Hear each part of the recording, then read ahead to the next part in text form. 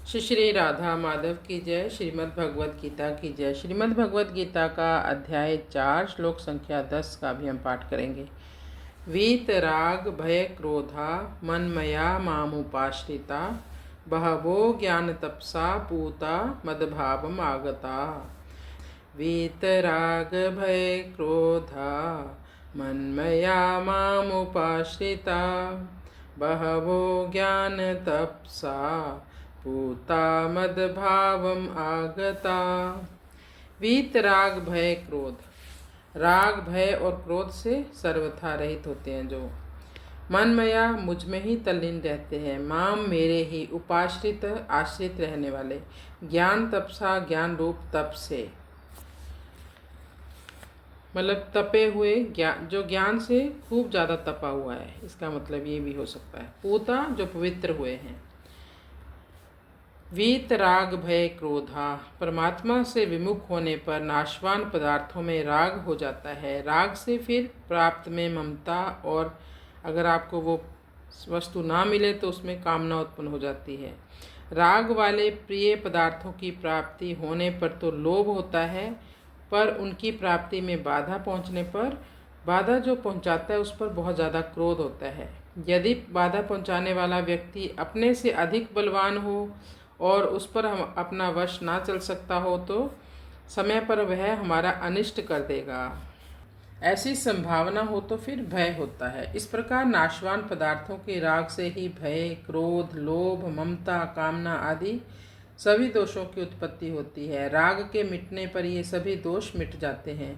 पदार्थों को अपना और अपने लिए ना मानकर, दूसरों का और दूसरों के लिए ही मानकर उनकी सेवा करने से राग मिट जाता है। कारण कि वास्तव में पदार्थ और क्रिया से हमारा कोई संबंध है ही नहीं। अपना कोई प्रयोजन ना रहने पर भी भगवान केवल हमारे कल्याण के लिए ही अवतार लेते हैं, कारण कि वे प्राणी मात्र के परम सुहृदय हैं और उनकी संपूर्ण क्रियाएं मात्र जीवों के कल्याण के लिए ही होती हैं। इस प्रकार भगवान की परम सुहृदता दृढ़ विश्वास होने से भगवान में आकर्षण हो जाता है। भगवान में आकर्षण होने से संसार का राग या आकर्षण अपने आप मिट जाता है। जैसे बचपन में बालकों का कंकड़ पत्थरों में आकर्षण होता है और उनसे वे खेलते हैं। खेल में वे कंकड़ पत्थरों के लिए लड़ भी पड़ते हैं। एक कहता है कि यह मेरा है और दूसरा कहता है यह मेरा है। इस प्रकार गली में पड़े कंकड़ पत्थरों में ही उन्हें महत्ता दिखती है, परंतु जब वे बड़े हो जाते हैं तब उन कंकड़ पत्थरों में उनका आकर्षण नहीं रहता और रुपयों में आकर्षण आ जाता है। जब भी पैसों में आकर्षण होने पर उन्हें कंकड़ पत्थरों तथा उन खिलौनों में कोई महत्ता नहीं दिखाई देती। ऐसे ही जब मनुष्य की परमात्मा में लगन लग जाती है तब उनके लिए संसार के रुपए, पैसे, सब पदार्थ, रिश्तेदार, नाते सब फीके पड़ जाते हैं। उनकी तरफ उनका कोई भी आकर्षण नहीं रहता। उसका संसार में आकर्षण या राग सब मिट जाता है। राग मिटते ही भय और क्रोध दोनों मिट जाते हैं, क्योंकि ये दोनों ही राग के ही आश्रित रहते हैं। मनमया भगवान के जन्म और कर्म की दिव्यता को तत्व से जानने से मनुष्यों की भगवान में प्रियता हो जाती है। प्रियता होने से वे भगवान के ही शरण हो जाते हैं और शरण होने से वो स्वतः मनमय अर्थात भगवनमय हो जाते हैं। संसारिक भोगों में आकर्षण वाले मनुष्य भोगों की कामनाओं में तन्मय हो जाते हैं। काम आत्मान, और भगवान में आकर्षण वाले मनुष्य भगवान में तन्मय हो जाते हैं। तन्मय नारद भक्ति सूत्र में लिखा है कि वे हर समय भगवान में ही तल्लीन रहते हैं। उनके विचारों, आचरणों आदि में भगवान की ही मुख्यता रहती है। प्रेम की अधिकता के कारण वे भगवत स्वरूप ही बन जाते हैं, मानो उनकी अपनी कोई अलग से सत्ता ना हो। माम उपाश्रिता वीत राग भय क्रोधा में संसार से स्वयं का संबंध विच्छेद, और मन में माम उपाश्रिता में भगवान की तल्लीनता। किसी न किसी का आश्रय लिए बिना मनुष्य रह ही नहीं सकता। भगवान का अंश जीव भगवान से विमुख होकर दूसरे का आश्रय लेता है तो वह आश्रय टिकता नहीं बल्कि मिटता जाता है। धन आदि नाशवान पदार्थों का आश्रय पतन करने वाला होता है। इतना ही नहीं, शुभ कर्मों को करने में बुद्धि का, भगवत प्राप्ति के साधनों का तथा भोग और संग्रह के त्याग का आश्रय लेने पर भी भगवत प्राप्ति में देरी लगती है। जब तक मनुष्य स्वयं से